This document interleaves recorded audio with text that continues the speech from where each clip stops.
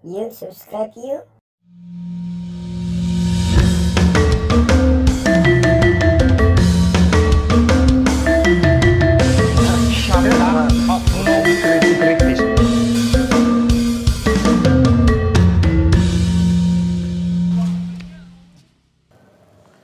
Selamat pagi. Assalamualaikum warahmatullahi wabarakatuh. Waalaikumsalam warahmatullahi wabarakatuh.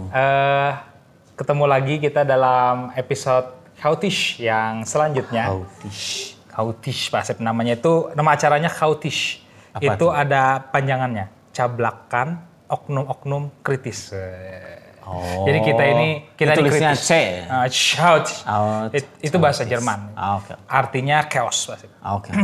Nah, bersama saya hari ini kedatangan sohib saya mengajar di STBA. Beliau Bapak Asep, Bapak Haji Asep biasanya. Amin, ya Tapi Allah, nggak ya pakai Rabbal Alamin. nggak pakai stroberi ya. Ya Bu ya. Belum haji tidak pakai stroberi ya Pak ya. Tidak, itu jualan saya beda lagi. Oh Bapak jualan stroberi juga? Saya jualan, sebetulnya istri saya yang jualan stroberi. Saya ikut dagang aja di STBA. Oh, tapi yang Berarti bukan saya jualan ya. bukan yang terkenal itu ya Pak ya. Oh, belum. Mudah-mudahan Pak Asep terkenal Asep stroberi ya. Amin. Tapi bukan itu ya, bukan keluarga Pak Asep itu ya. Bukan itu mah karena kita fokusnya di stroberi. Asep stroberi fokusnya di restoran kalau. Beda. Udah nggak usah ngomong itu. Oke. Pak Asep kesibukannya apa sih hari-hari? Ya saya ngajar di STBA bagaimanapun profesi inti saya kan mengajar. Oh mengajar. Ngajar apa nih di STBA? Ya, ngajar redok, ngajar rentul lah. Apalagi sekarang lagi pandemi, apa yang saya lakukan? Itu nanti bermasalah susah iya, urusannya. maaf. Itu masalah Yowa ya tuh. Simpen di mana itu?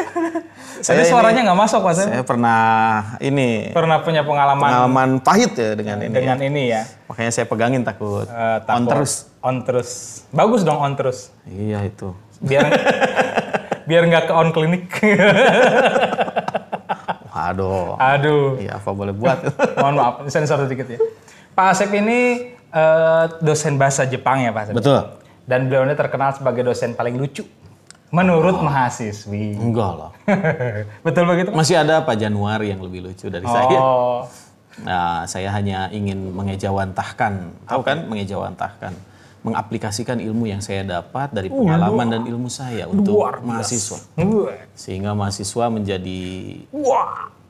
bahagia melihat saya. Bahagia betul, itu dia. Iya. Jadi memang saya dengar tuh Pak Asep, mahasiswi-mahasiswi, saya penekanan ya Pak Asep, mahasiswi itu Ya, tolong disensor nanti istri saya lihat. mahasiswi itu bilang bahwa Oh, iya. memang Pak Asep itu asik, mengajarnya asik, Oh, alhamdulillah. Bagus, teruskan. memotivasi Oh iya, katanya. harus. Dan menggembirakan. Oh, Ya, itu menurut saya juga poin penting Pak Asep, bahwa kita itu mengajar tidak cuma memberi ilmu, tapi juga memberi kebahagiaan. Betul. Inti dari ngajar saya adalah bahagia. Kalau misalnya saya ngajar tidak bikin orang bahagia, maka saya mengajar Tidak mengajar, gagal. gagal. Aduh. Gitu. Filosofisnya luar biasa. Pada saat pertama kali saya masuk biasanya saya bilang saya tidak akan memberikan stres Ngasih. kepada mahasiswa. Itu. Apa yang diberikan? Saya Kasih akan sayang. memberikan ilmu. Saya akan memberikan tugas. Saya akan memberikan banyak bahan-bahan kuliah sehingga mahasiswa Muntah. tetap stres. Tapi awal-awal enggak, anak-anak seneng aja, alhamdulillah. Biasa kan ilmu baceprot yang pernah kita. Sebentar, baceprot itu apa itu? Mohon maaf, itu ternyata sudah ada yang memiliki Oh, hak ciptanya. Mohon maaf dari ibu. Beliau ya. Beliau, ya oke. Jadi baceprot itu salah maaf. satu kosakata yang hanya muncul di Di jurusan Dunia. bahasa Jerman. Aduh, astagfirullahaladzim. Ya Allah. Oke. Jadi keseharian Pak Asep nih selain mengajar bahasa Jepang ngapain lagi? Selain mengajar, kalau untuk sekarang sih kebetulan saya sekarang kuliah melanjutkan S3 di ilmu sastra Luar biasa. Unpad. S3 ada Pak Asep. Ya, untuk mengambil kajian budaya untuk ilmunya, keahliannya gitu di ilmu sastra. Kenapa harus bisik-bisik Pak Asep? Iya, kenapa ya?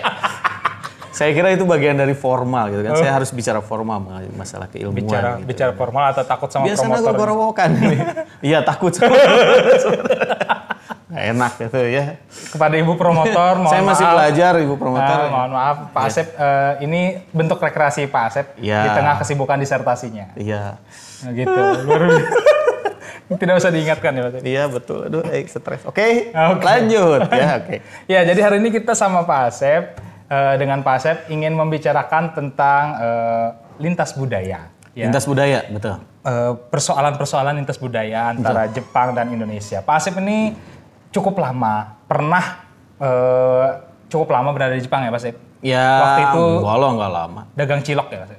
Ya, dagang cireng juga sama Indomie. Indomie, Ya, betul. kalau untuk mie itu jujitsu. Betul itu terjadi. Apa itu jujitsu teh? Ya, betul itu hal yang betul-betul terjadi. Oh. Saya pernah jadi bandar mie gitu. Oh, itu Di terjadi. Gifu. Selain bandar mie, bandar apa lagi Pak Asep? Waduh, jangan bilang. Intinya Pak Asep ini banyak lah Cukup bandar mie saja dulu lah. cerita-cerita di Jepang itu cukup banyak yang Pak Asep telah lakukan di Jepang, termasuk yang gelap-gelap juga Pak Asep ya? Ya enggak lah, kalau gelap kan berarti listrik aliran. Berarti ya yang Di Jepang nggak ada ya aliran? Nggak ada.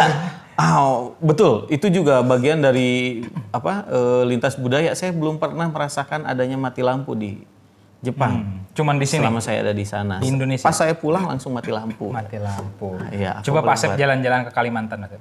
Oh iya betul. Lebih sering lagi. Sekarang mah udah enggak tapi kan. Masih, Oh, tapi masih. tapi lebih Durasinya mungkin ya lebih pendek. Waktu saya masih kecil tuh Pak Asep, Ya, 3 hari sekali. Wah, Benar 3 hari sekali. 3 hari sekali. Saya belajar pakai lilin. Sama kalau itu.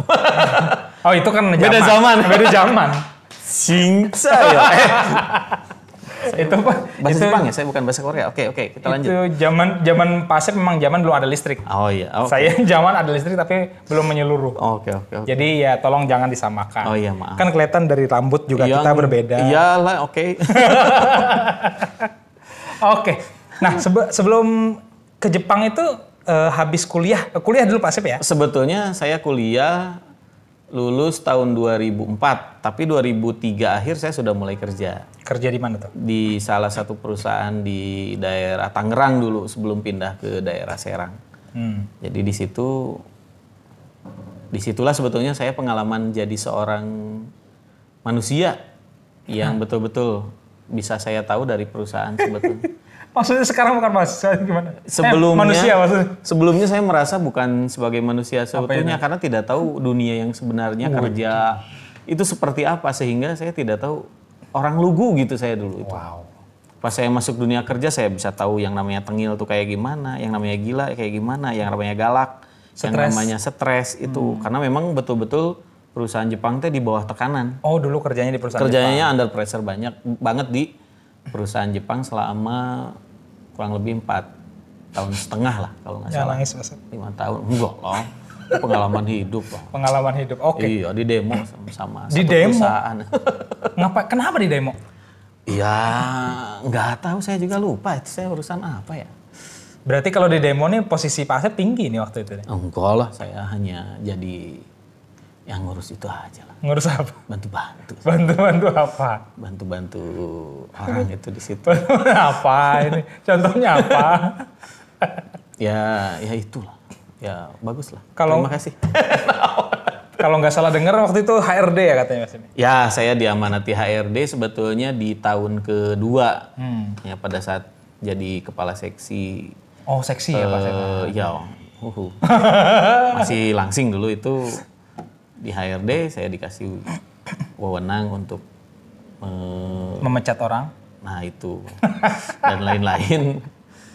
Ya alhamdulillah banyak pengalaman hidup di sana, dari mulai hal yang membahagiakan, hal yang membuat stres. Yang paling susah yaitu pada saat saya pernah bukan mecat sih, mutusin kontrak ya, karena kan ada karyawan kontrak, ada karyawan tetap, ada karyawan outsource dan lain-lain. Nah pada saat karyawan kontrak 1 tahun ini kita dilematis, ini orang asli dari daerah itu, tapi pada saat kita cut dia bisa menerima atau tidak gitu.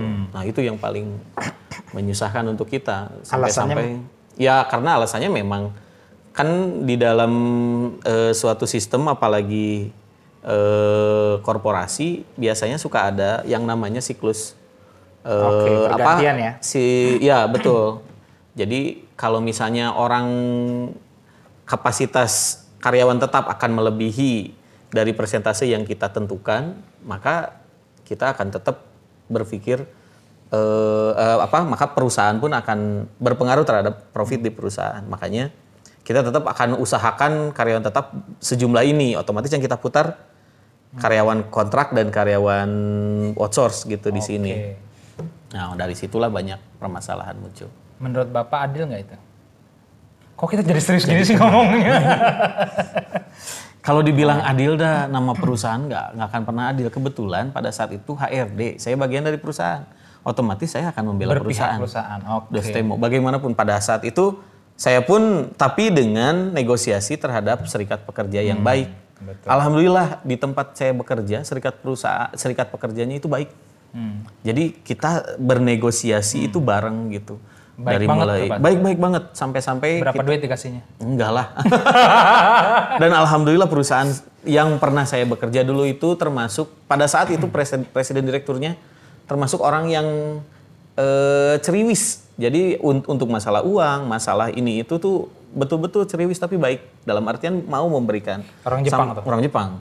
Jadi lobbying saya dengan beliau bareng dengan Bapak manajer kepersonalian itu begitu tok-taknya enak gitu. Jadi pada saat minta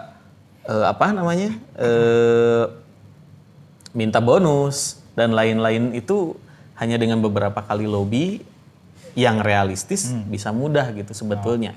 Meskipun yang kenanya ya angger kurang nu disiksa ya. Ya kalau orang Jepang sebetulnya orang Jepang dengan perbedaan perusahaan Jepang sama perusahaan Eropa yang saya pahami adalah kalau perusahaan Eropa itu siap pakai.